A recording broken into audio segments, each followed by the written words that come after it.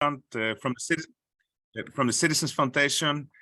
We are a non-profit civil society organization that's been working since 2008 on democratic innovation. We've been working with the city of Reykjavik since 2010 on the Better Reykjavik project and My Neighborhood, My Neighborhood is the participatory budgeting project of the city of Reykjavik. And we have been actually quite active, in Europe and around the world. I've traveled to Latvia, to the Baltic states many times, and we have been helping out with developing open source software for citizen engagement and for digital democracy. That's used, for example, in Iceland in many participatory budgeting projects. And I have a little demonstration for you guys later of the Reykjavik participatory budgeting project, but maybe first let's start with some background and questions. Fantastic, thank you. So as you might remember from the conference, I'm gonna give you a brief info of how it looks. So since 2019, when we last cooperated and we learned a lot from both Iceland and Estonia, up until this moment, we have around 9 municipalities who have started participatory budgeting. Riga and Gulbene municipality, which is on the border of Latvia and Estonia, have been doing that for the longest. And at 2025, it is expected that all municipalities in Latvia will have a participatory budgeting.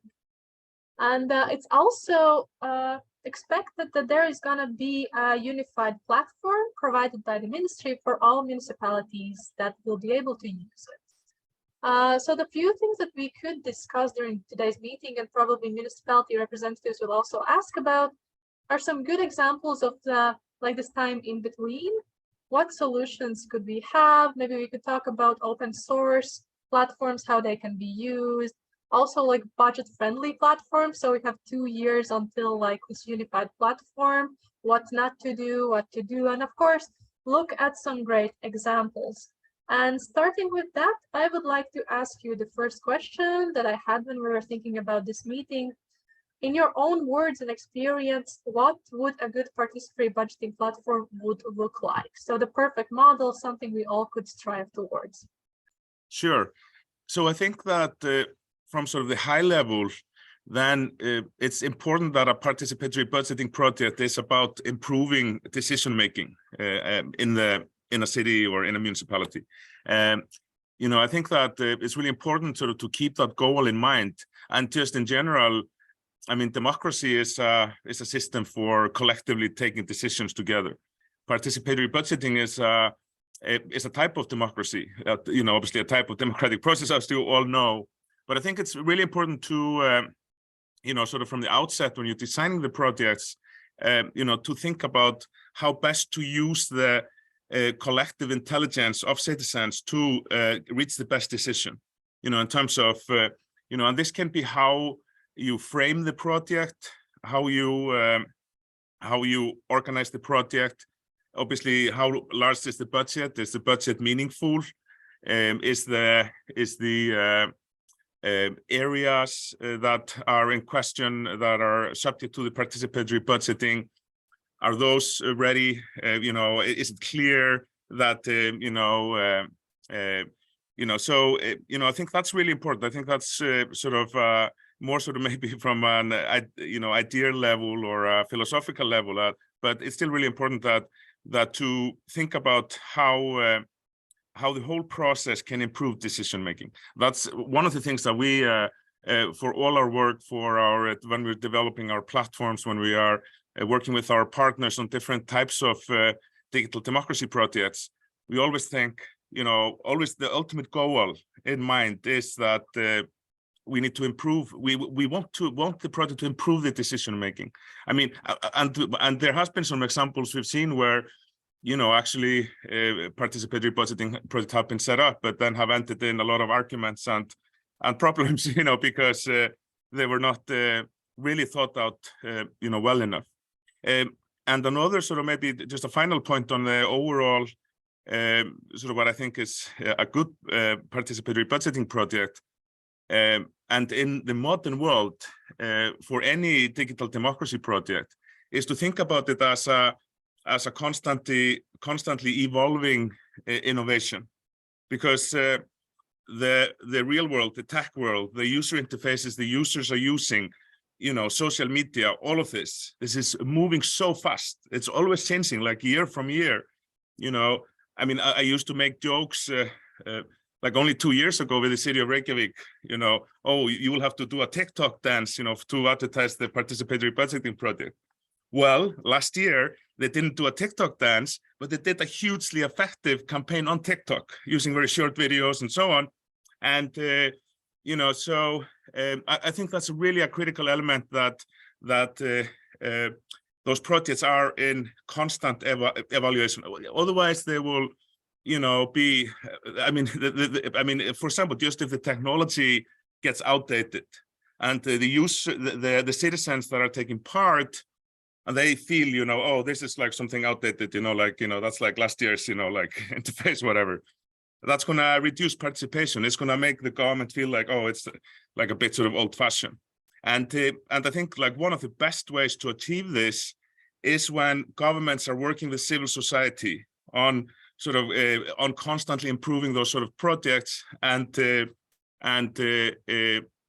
always looking to make sure they are up to date, that they are, and there's so much innovation also happening across the world with participatory budgeting, and it's almost all open source. Wonderful. So what you said raised 2 questions for me. Have your platforms, like in regard to digital participation and participatory budgeting in particular, have been evolving year by year? And the second one is there cooperation between government and civil society in regard to this in Iceland? Yeah, absolutely. I mean, so we are a civil society organization. We're working with 20 Icelandic municipalities, and including like the city of Reykjavik since 2010, and your priorities, which is our open source, digital democracy platform, which you can do participatory budgeting and other things. And we also have another platform called Open Active Voting, which is like a gamified, budget voting platform. I'll show you a little bit of a demonstration, just a little bit later on. And so, but we're not the only one.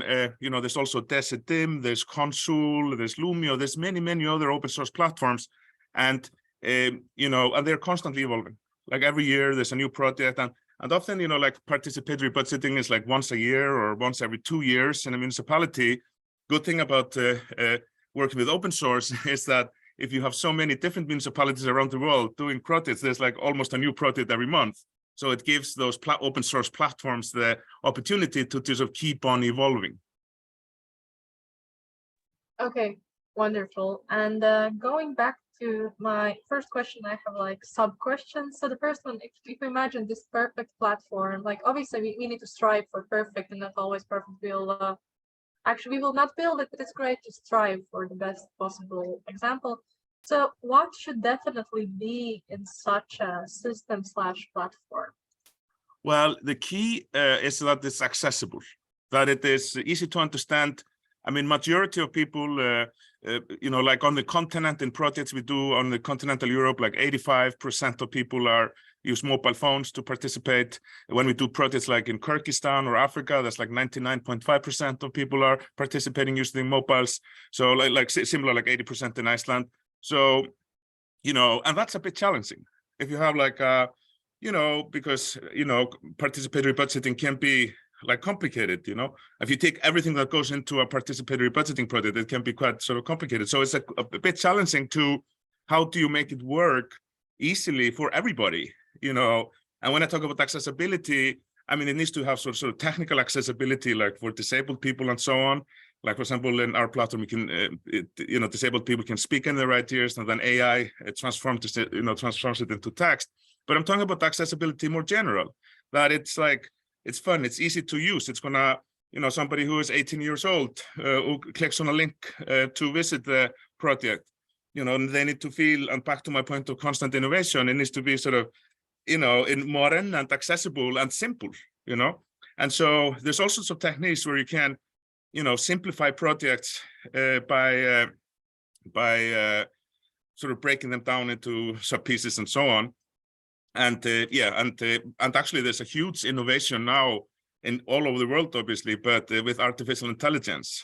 Just in the past 3-4 months, and we are, for example, launching some AI-based sort of idea generation assistance and so on later this year. So, there's the interfaces keep on evolving. There's like there's no stop to it, and it's just going to accelerate. So yeah, so I think that's the key thing: accessibility. And before we go to my next sub question, can you elaborate a bit on this, because it sounds very, very interesting, this applying modern AI. As you said, in the last 3-4 months we have had a boom of them, like ChatGPT, of course, but a lot of them. Like, can you elaborate on how are you integrating them in the news absolutely. I can actually do better. I'm just going to share my screen real quick for the, some internal demonstration screenshots here of what we're working on. If we have you here, it would be a shame not to ask it, because it's sure. This is sort of totally work in progress, but but I'm sure if you can see the screen. So so I'm sure you've heard about, or maybe you've heard about ChatGPT and Bing and this AI that you can talk to. So what we're doing as a part of our open source solution, we are integrating this sort of AI, but using our data.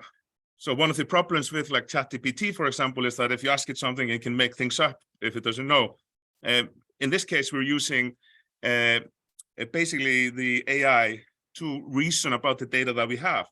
So it's like a chat interface, and it starts with the bot, which says, "Hi, I'm the Better Reykjavik Engagement Assistant. This is the PP project from Reykjavik, where last year we had 1,700 ideas."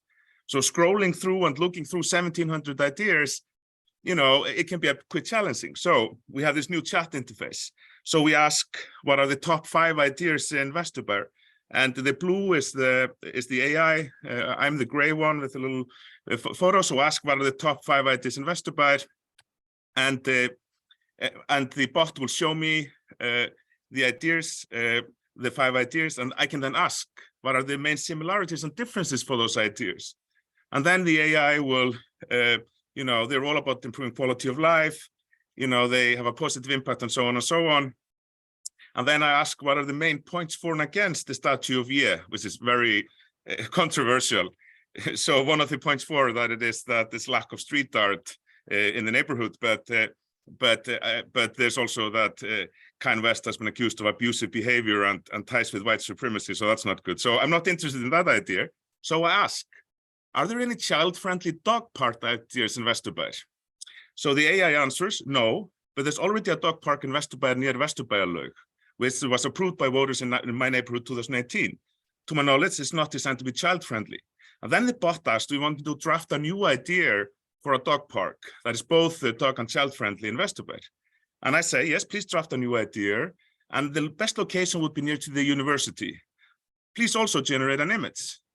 So we have then a draft of an idea with an AI, and this is actually an AI-generated image of just something fun. But that's good because, images are fun. People like images, and even if you don't have the perfect image with your idea, you can get pretty close with AI. And obviously, then you can edit this. We're not like,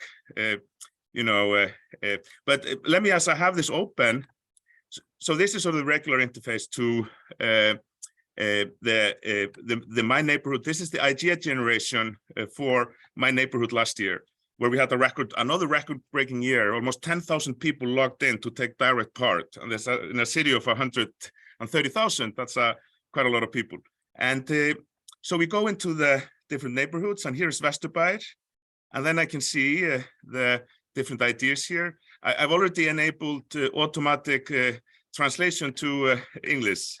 This is all in Icelandic, but like in our platform, you can automatically translate everything to English. I could actually translate everything to, anyway. But so here you can see the same idea as I was asking the AI about, and here I can click on the idea, and here's our deliberation system, which is like a really important innovation for us and for the city of Reykjavik, because instead of asking people about what they think about an idea, we're asking people about the pros and cons, and we collect the pros and cons for the idea.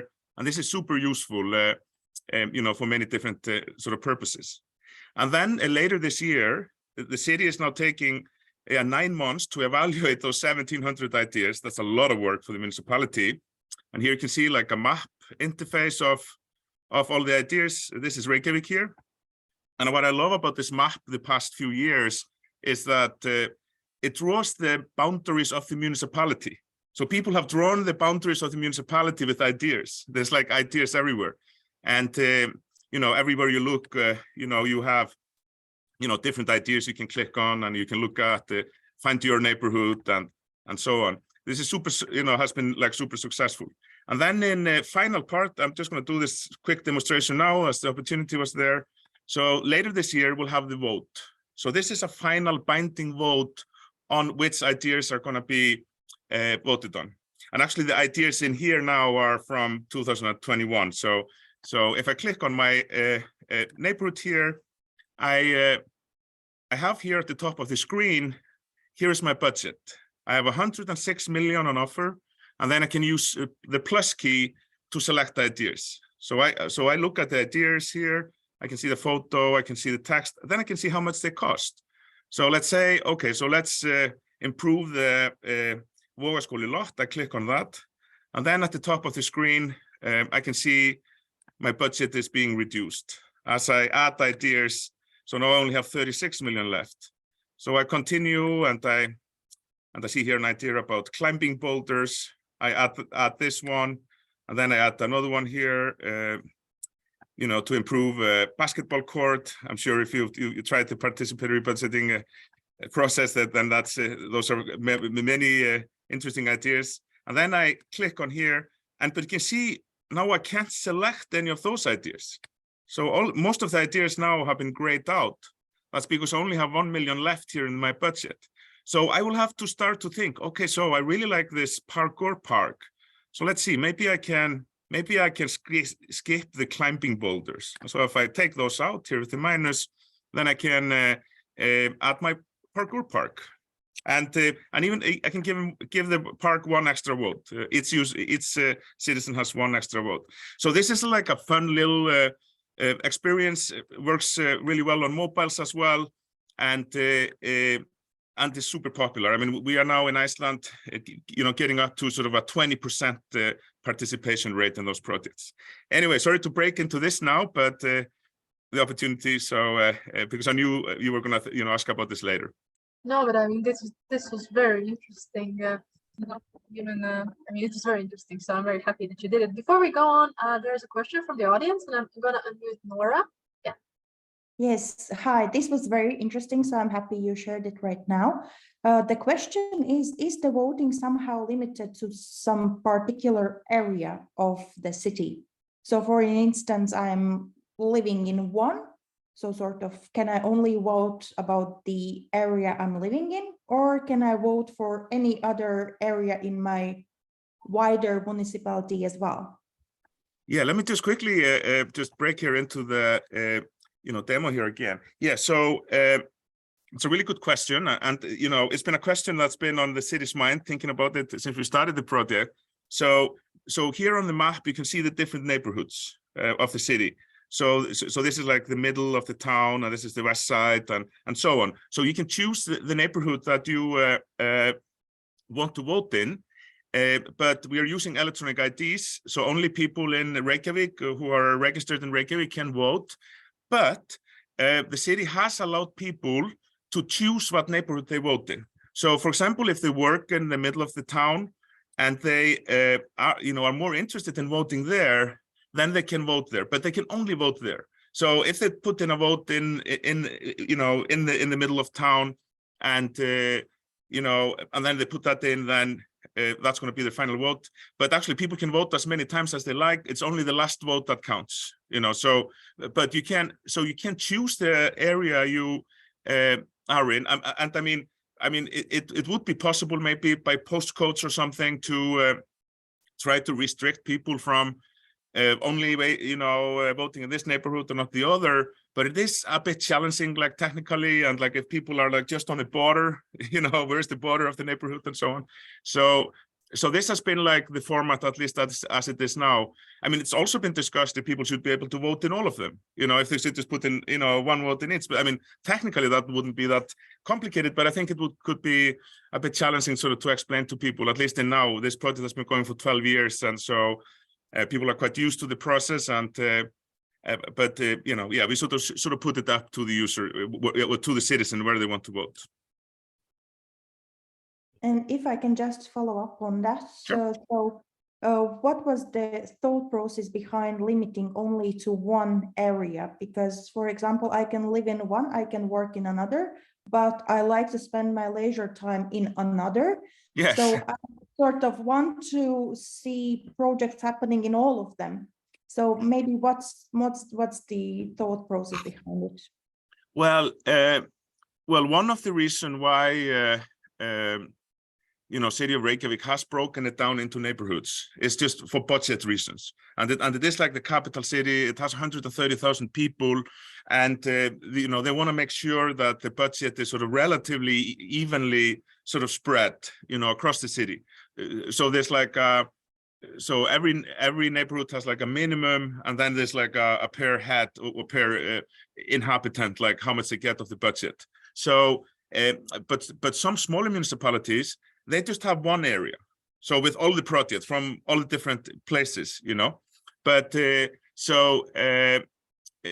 but yes, it was just like a policy decision to you know, to choose that yes, you know, if you like to spend your time in one area, you can vote there, but you won't be able to vote in all of them, you know. But there's no technical, and it has actually been discussed like quite seriously. Yeah, why do we don't let them vote in any of the, they could put in 10 votes for all the 10 different neighborhoods. It's nothing technically that prohibits this, and there's nothing really, it's just like, that's how it is now. It's been discussed. It might change later, who knows? Amazing. No, I mean, I'm very happy you took this detour. It was very interesting. But going back or forward to my next question. So we saw very good examples. Could you outline some things and maybe even learn from experience that shouldn't be there? So maybe you have learned that there are some things that like hamper it, or like, you know, disadvantages. Yeah, well, you know, obviously it's important that you,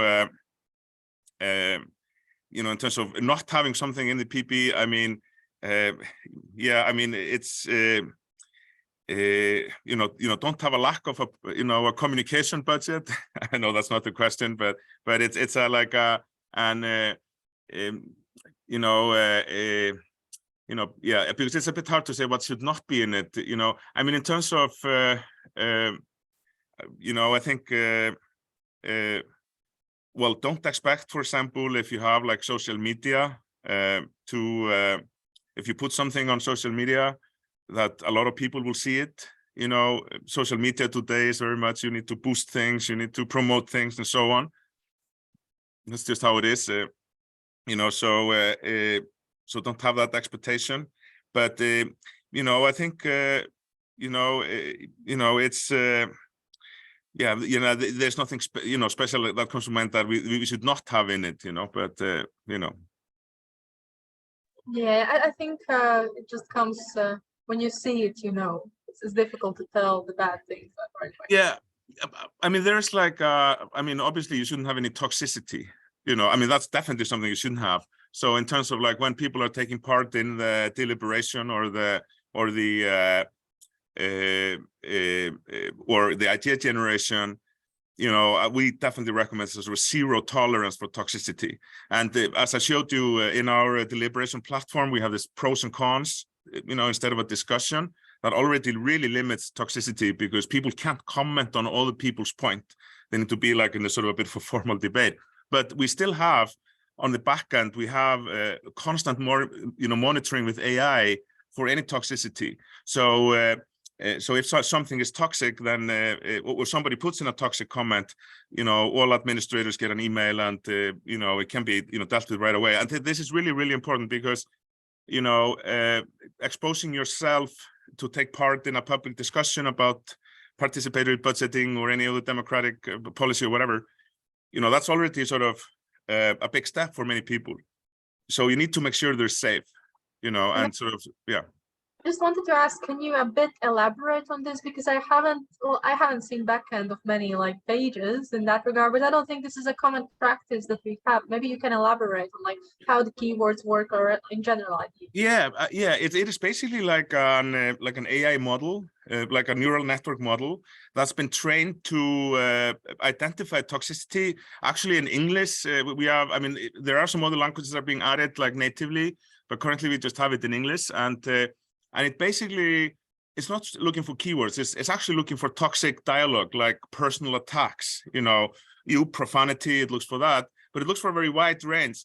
But what we do is that we support like 45 different languages on our platform.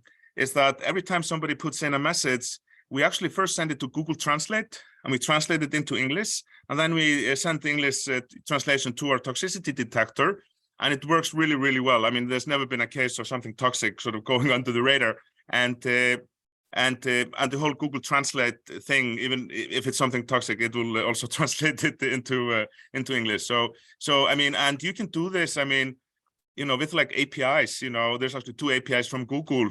Backend APIs you can connect to do the Google Translate on one side, and they also have a toxicity. There's many toxicity like APIs, but you can also have your own AI model like running on your backend. But there's simple ways to do this for any solution. It's built into your priorities, but it's easy to accomplish with any platform. Yeah, and just a comment, then this all happens automatically. You are not doing this. Not to start it.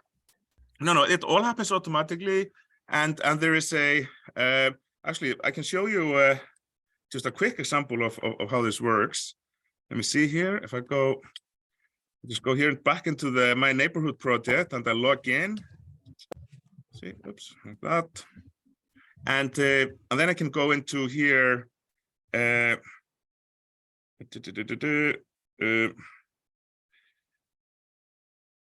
Flagged content here, and then I get a list of all the content that has been flagged, and then we have a really easy administration interface for managing it. And I say this was actually 90% of what we needed to block, that we needed to block last year was when the city went into classes of 14-year-olds. They went into the school system, and they gave a bunch of 14 years old anonymous access to the ID generation system. We basically opened up for anonymous access. It's usually not anonymous access. And yeah, the boys, they started to put in like, some joke. It was not really toxic, but it was like still profane and things like that. But then you, can very easily just with one click, just block the content, and you also get an email from the system. So you will know right away if something toxic comes in. But as I say, this is really, and I was asking about something that should definitely not be on an participatory budgeting platform, then that's toxicity. Okay, great. That's a very nice elaboration.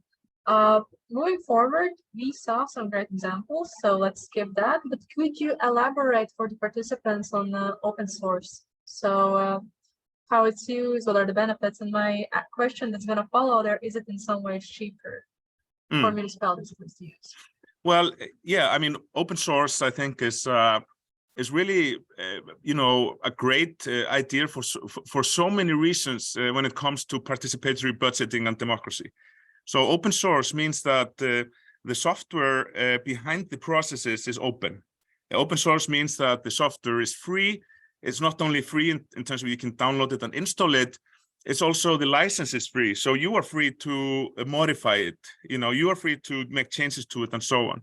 And I think that in terms of thinking about transparency, thinking about democracy, that open source sort of ideologically fits it really well, because it gives anybody, like the voter themselves or the people participating in the participatory budgeting process, if the process is done with open source solutions, they themselves can go in there and look at how it works, and that's also comes to security, with many different organizations using, the same open source tools. There's many open source tools, but the more people use them, the more people are looking at them, looking at the source code, the more secure it is, just because you have more people looking at it. There's less chance of, if there's a security issue, that that it's going to be just hidden somewhere in a closed source, environment. But when it comes to cost, I mean, yes, I mean it definitely can be more, less expensive for sure.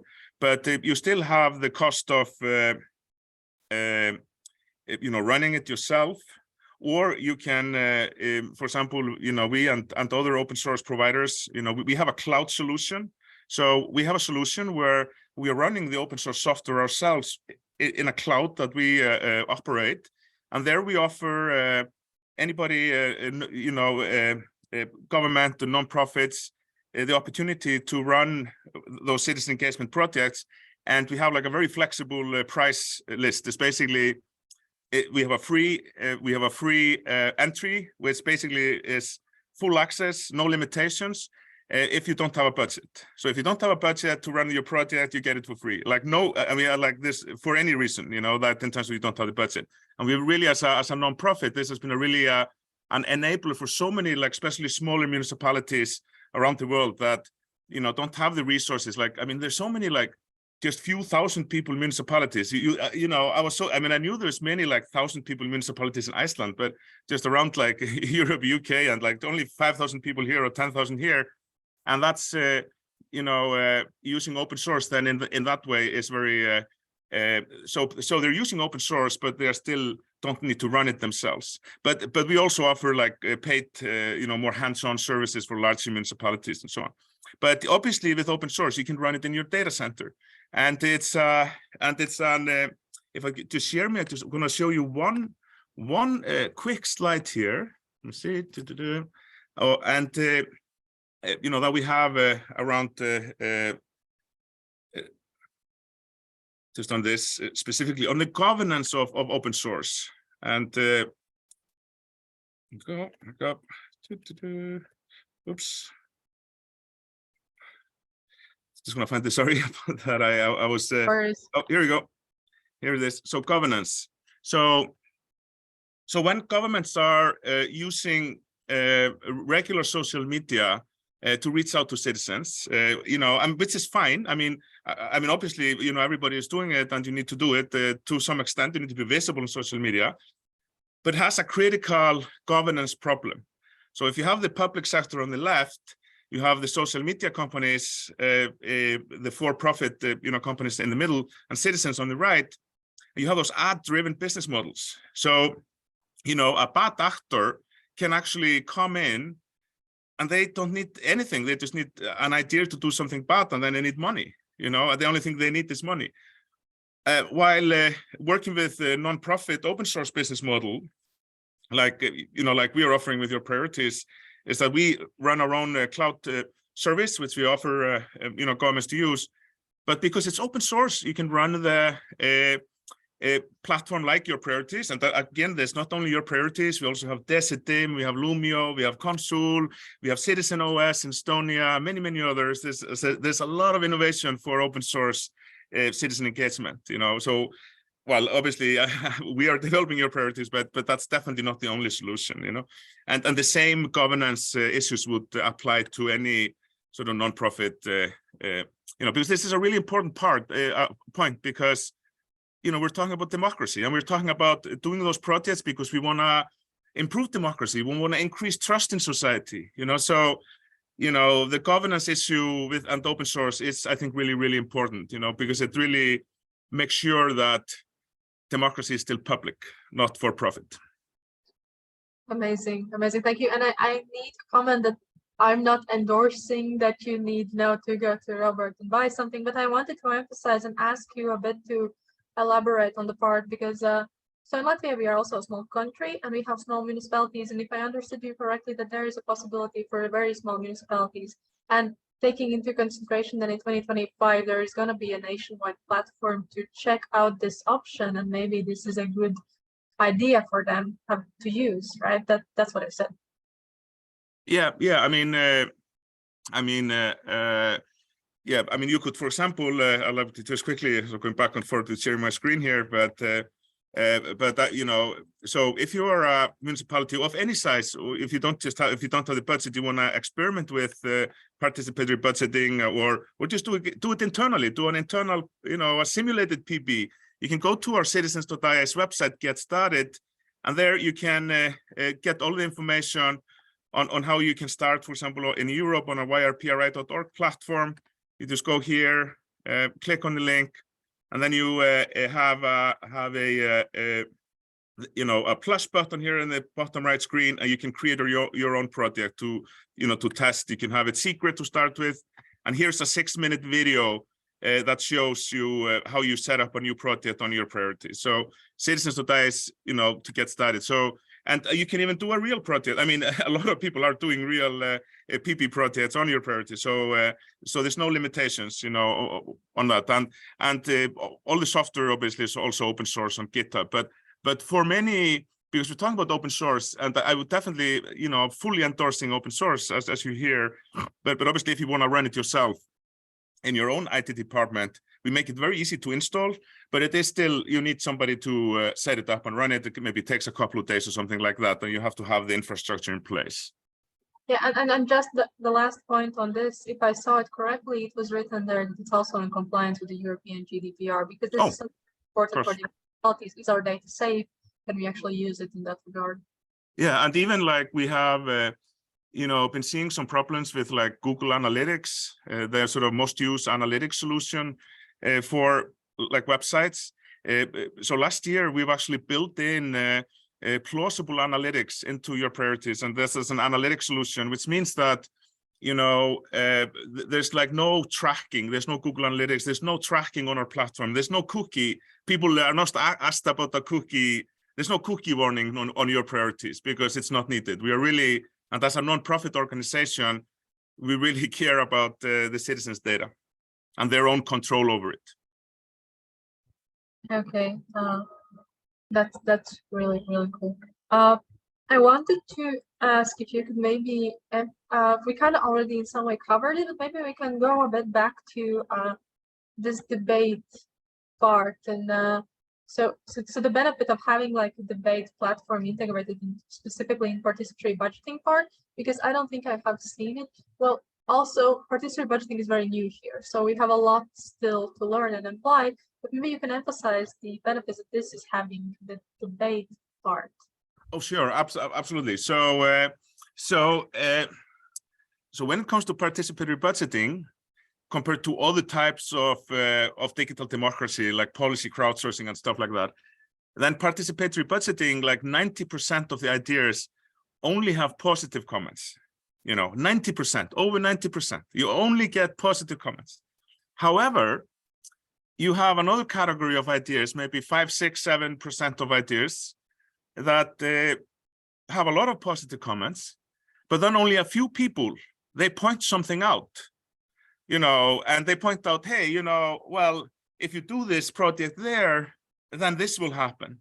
And that's often that nobody had thought of before, because like you had 1,000 people who supported the project, or 100, I only have 5 people who are against it. But one of those 5 persons, they put in a point against that was critical in terms of that actually, so then 2 things can happen. Either you can improve your idea to take the point against in consideration and improve the idea, or if it's a fatal flaw in the idea, then everybody knows it's a fatal flaw. So you're actually encouraging people to provide sort of, the spark of collective intelligence. Then the final aspect of it is that when you have ideas like a statue of Kind West by the West End swimming pool, right? Very controversial, even offensive, to some people, and there the debate for and against really becomes powerful, because it shows everybody, the person who put in the idea, the other citizens in society, that that there is controversy about it, and people have place to put in their points for and against without arguing. Otherwise, if there would be a statue, if somebody like in a municipality, and there would be no deliberation mechanism, where do you think all the anger about the statue of Kind West would go? It would go to the municipality, because that's so it's a way for channeling negativity, and it's so much better than to it's not open for any negativity. It's so much better to channel it, and because it's the nature of things that there's pros and cons of everything, really. So this is a very good thing, I think, to keep in mind and maybe even implement when it's possible, because in seminars we all actually came to understanding that sometimes some ideas, so what only things that some ideas generate, apologies, it's a cat, some ideas that people have is just dislike about the project, and maybe this is a way, as you say, to channel, and also to I think it could discourage people when you don't have this like constructive criticism, but it's only like comments against. We could avoid making people less inclined to propose their ideas. And is this something also that you had in the beginning? Was the debate from the very first years, or did you change it by time? Yeah, so it's been evolving sort of, over the years. But in our first pilot project in 2009 called Shadow Parliament, which was a project, we got a small grant from the Icelandic Parliament in 2009, having just started in 2008. And we created a website where we were taking laws from the Icelandic Parliament website and gave people the opportunity to discuss them. And we had like a discussion forums, like you see on like YouTube or Facebook or whatever. And there was this law about fisheries policy. And just in the first day we launched the platform, we had this huge personal argument. And they initially were talking about fisheries policy, but then they were just like screaming at each other, like on our website, And me and Gunnar, my co-founder Gunnar Grimsson, we looked at each other and we said, "Oh, great! We have created one more place on the internet where people can argue. We're so clever, aren't we?" So from the start, this has been a really so when we launched Better Reykjavik for the first time in 2010, we already had this debating system, and it really made because the thing is that of the thousands of ideas that were generated, they came into the city government with pros and cons. I mean, if we would have given the city government 1,000 ideas with horrible arguments with every idea, Better Reykjavik never would have started.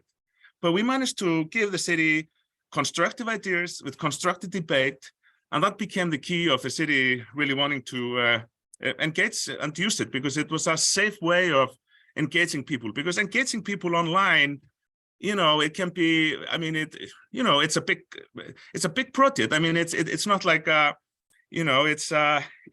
it can be delicate in terms of like for, it's communication, it's so yeah. So as you can hear, I'm quite passionate about the benefits of deliberation, but yeah.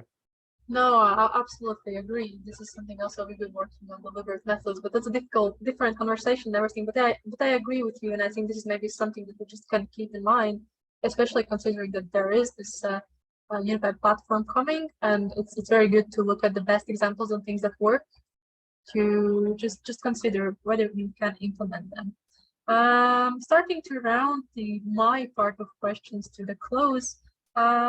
So definitely you have lessons learned. We're gonna get my questions, and then we're gonna take the questions from the audience. Sure. Lessons learned about digital participation in regards to participatory budgeting.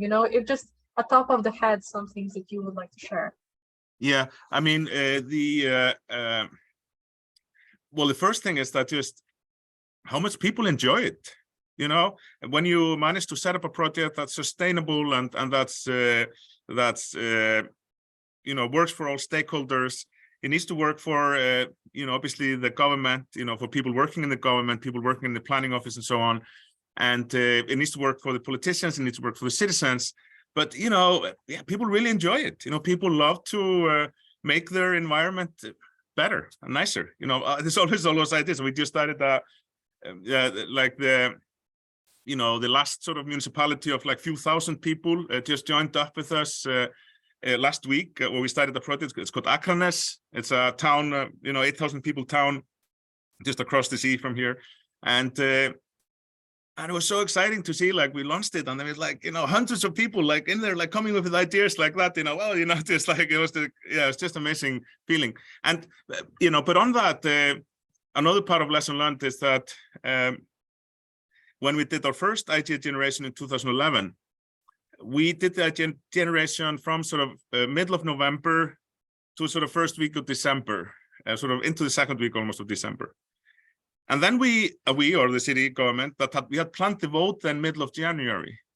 So we had then by 12th of December, we had 280 ideas were generated in the first idea generation, 280 ideas.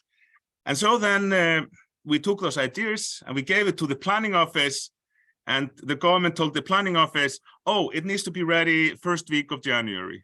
And this was like a few days before Christmas.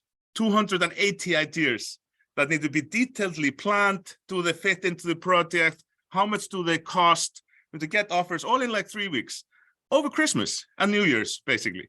So this almost killed the project from the start, because it ended up that people in the planning office needed to work, until midnight, in the days up to Christmas. It was really like, I don't think just nobody realized how much work it would be, and I'm sure the ones of you who have done PP before don't underestimate how much work it is, and now, in Reykjavik now with 9 months and 1,700 ideas, even over 9 months, it is still a lot of work. So that was a huge lesson learned, is that, don't underestimate, because like, it's great to have all those people participating, but there needs to be resources on the government side and time, especially time to, go over them and, sort of plan them and things like that. And then the final, well, I would go on with lesson learned all day, but I'm just going to come with, the 3 main ones. And the final one is communication. We've seen so many successful, we've seen so many good-looking, well-planned PP projects totally fail on the point of communication, where you launch the website, you get few people participating, often the usual suspects, like friends and family of the people working in the government and the politicians and so on, and like that sort of circle a bit, maybe somebody from the news a little bit, but then you end up with very few people participating, and that's almost worse than not doing it at all. Because if you just have the sort of friends and family of the people working in the government doing all the ideas and voting, that's not really like the idea of participatory budgeting. So communication is key, and the attention economy is key to understand the attention economy. And when I say attention economy, I basically mean the economy of people scrolling through their phones, or a minority of people on their tablets or laptops. People who are, they're working, obviously, they're doing fun, they're playing games, or they're scrolling through Facebook or TikTok or Instagram. And that's like what we call like an attention economy, the attention of the people who are viewing those feeds. So being able to let people know about those opportunities to participate is so important. And you need to do, and people need to be practical in terms of, it takes some money. You need to have some budget for, it is almost like a tax on social media. Like if you want to get something out there to get some attention on social media, it didn't used to be like that 10 years ago. You could have a Facebook page and like you could put something on it and like everybody would see it. It's not like that. Only a few % of people on your page will see it if you don't pay. Well, except for one like viral thing, and then it's usually something like a scandal or something. So that's no fun. So that's one thing. But also, as I was talking about, those sort of digital democracy projects needing to be constantly refreshed and constantly renewed and constantly innovated on, and that really also goes for the communication and marketing. Because of just as I was mentioned with TikTok before, started as a joke, but then it was not a joke. It was like one of the best channels to reach, especially young people, and it's not natural maybe for a government to, think, oh, we're going to do a campaign on TikTok, or the next platform. There's going to be another platform like next year or whatever, so it's constantly moving. So those, 3 things, communication and yeah. It's very inspiring. Like it's great to listen to that, and yeah, I agree. And I think everyone who's like an expert in digital participation and participatory budgeting in particular has been emphasizing that if you fail communication, it's kind of pointless. So focus on that a lot. But okay, so we have a question from the audience, and in the platforms that you have created or worked with, how do people authorize? So, you know, you need, how do they authorize? How do they prove that they are themselves when they vote? Yeah. And I assume it's kind of important that you know that those are not bots, that these are actual people that vote. Yeah. So there's two separate sort of ways we do that. One is for the idea generation. So when the ideas are being generated, you know, we don't really care that much. Like, for example, for Better Reykjavik, if some American tourist is in America and they see the like, you know, an ad for the platform, they come in and they put in an idea about something in Better Reykjavik for the PB. That's fine. I mean, we don't really care if there's wherever good ideas come from, you know, in the idea generation phase. Obviously, yes, we need to watch out for bots and, you know, in terms of, and also obviously the deliberation and so on. So even some people, like in our open source platform, your priorities, you can choose to have allow even anonymous login, and we've seen that for the smallest municipalities of only a few thousand people, they usually choose to allow anonymous ideas, you know, so people can put in their ideas anonymously. And there's something about like being in such a small environment, you know, that maybe people are less shy about putting in their idea if we can do it anonymously. I mean, for Better Reykjavik and for My Neighborhood project, if people can log in with an email or with Facebook because we want to be able to contact them and so on. So you know, that you lose that with anonymous access, you won't be able to contact the person. But as critically important when it comes to the voting, we only have electronic IDs. We only allow electronic IDs. And this is you know, I believe in your country is a pretty good shape, you know, relatively, you know, always improving. Obviously, Estonia, your neighbor, was the leader in this. Iceland followed Estonia. We actually learned from, and actually, sort of my day job for the many first years of Citizens Foundation, I was actually a consultant, and I programmed most of the electronic ID issuing system that's used in all the bank branches in Iceland.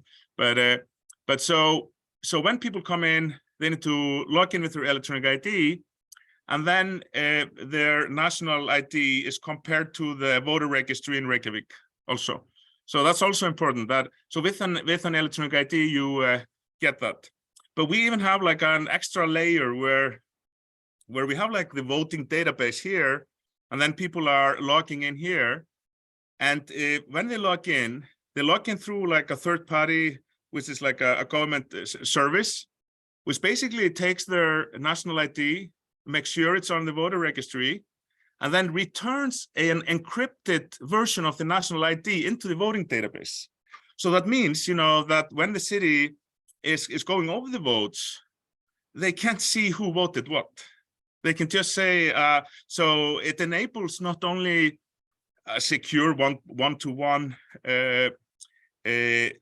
authentication, and it also, you know, enables you to make sure only people living in Reykjavik, not on the other side of the country, can vote because it's their taxpayer money. But you can also do things like that. You can allow secure, but effectively anonymous voting also. So if you know somebody at the city and you are worried that they will, you know, see what you voted on, not a big problem. It may be practical, you know, but then they wouldn't be able to do it, even if they would get access to the actual voting ballot data. It's a little bit like when you do post office voting, you know, where you have like an envelope inside an envelope. Yeah, no, I think it's good that you mentioned the anonymized part. That's very important, yeah, in many regards and for many reasons.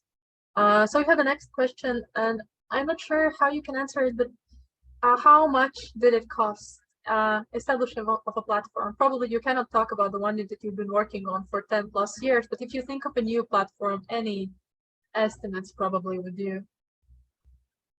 Yeah, well, yeah, so when we started in 2008, it was totally, absolutely a volunteer, you know, we were starting a nonprofit. It was a totally volunteer thing. You know, like me and Gunnar, you know, my partner Marian, we all had all the jobs, and like partly still have all the jobs.